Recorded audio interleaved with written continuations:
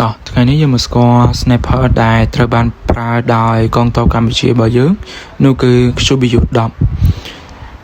QBU-10 គឺជាសេមីអូតូម៉ាទិកដែលត្រូវបានផលិតដោយក្រុមហ៊ុន Noriko របស់ប្រទេសចិនហើយត្រូវបានចូលបម្រើកងទ័ពរបស់ប្រទេសចិនតាំងពីឆ្នាំ2010វាត្រូវបានប្រើគ្រាប់ 12.7 គុណជាមួយនឹង108 មីលីម៉ែត្រ QBU-10 ពិតជាមានសមត្ថភាពខ្លាំងមែនទែននៅក្នុងការបំផ្លាញដូចជារថភេទដែកយានជំនិះធុនស្រាលនិងឧបករណ៍យោធាដូចជារ៉ាដានិងមីស៊ីលជាដើមហើយគោលដៅដែលបាញ់បានឆ្ងាយរហូតដល់ 2000 ម៉ែត្រឬក៏ឆ្ងាយជាងនោះប៉ុន្តែគោលដៅដែលបាញ់ចំគោលដៅខ្លាំងបំផុតគឺ1000ទៅ1500ម៉ែត្រ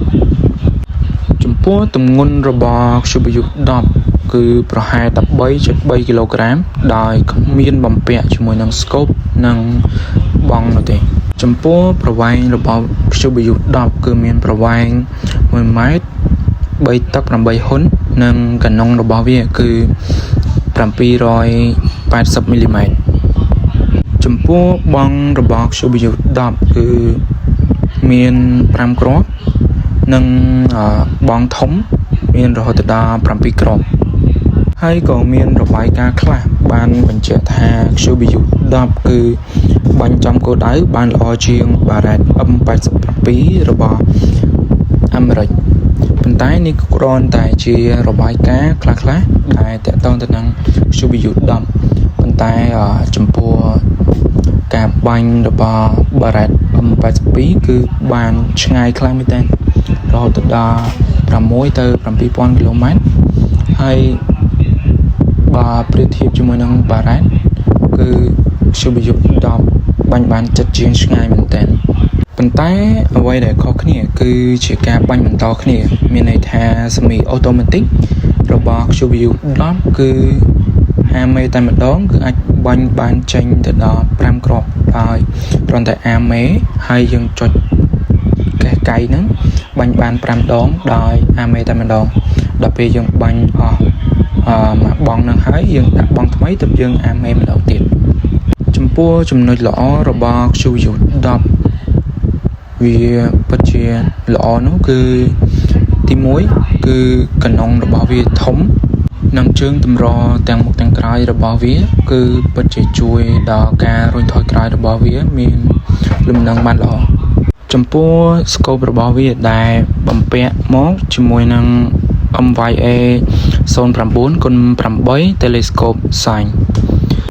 ដែលវាមានការកណនានៅក្នុង scope មួយហ្នឹងហើយបំពាក់ជាមួយនឹង laser និង waterproof ផងដែរ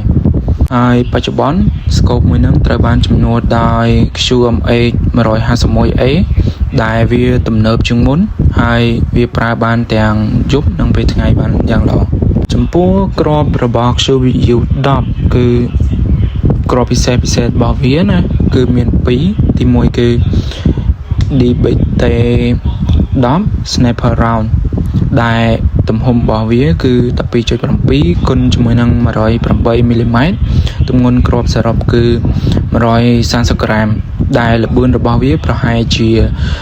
820ម៉ែត្រក្នុង1 second និងទី2គឺ DBJ-10 Multiple Puzzle ហើយគ្រាប់មួយនេះគឺមានសមត្ថភាពក្នុងការជ្រៀតចូលបានយ៉ាងខ្លាំងមែនទែនដូចជាការបាញ់រថភេទដែកជាដើមជាចុងក្រោយខ្ញុំគិតថា QBU-10 គឺពិតជាមានសមត្ថភាពនៅក្នុងការប្រយុទ្ធសម្រាប់ជួរមុខខ្លាំងមែនទែនប្រសិនបើត្រូវបានប្រើប្រាស់ជាលក្ខណៈជាក្រុមទៀតគឺពិតជាល្អ